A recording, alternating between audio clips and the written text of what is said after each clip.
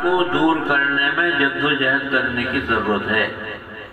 جو خرابیاں پیدا ہو چلی ہیں ان خرابیوں کو درست کیا جائے، اور درست اگر ہمارے ہاتھ میں نہیں ہے کرنا تو کم سے کم اس کے لیے کوشش کی جائے۔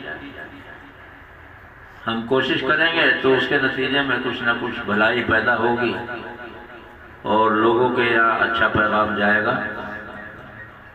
تو اس مناسبت سے بھائی ہمیں اللہ تعالیٰ کا شکریہ ادا کرنا ہے اور یہ سوچنا ہے کہ ہم یہاں رہ رہے ہیں، ان حالات میں بھی بہت کچھ ہمارے لیے مناسب حالات ہیں جن میں ہم ارکان اسلام پر اور شاعر اسلام پر عمل کرنے کی پوزیشن میں ہیں۔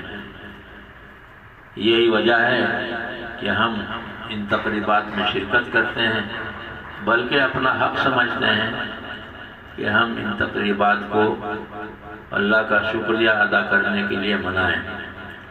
اللہ تعالی ہمیں توفیق مرحمت فرمائے۔ وآخر دعوانا الحمدللہ رب العالمین۔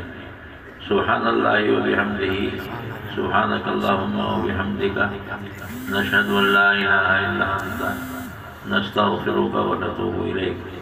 سبحان ربک رب العزت عما یصفون، وسلام علی المرسلین، والحمد للہ رب العالمین۔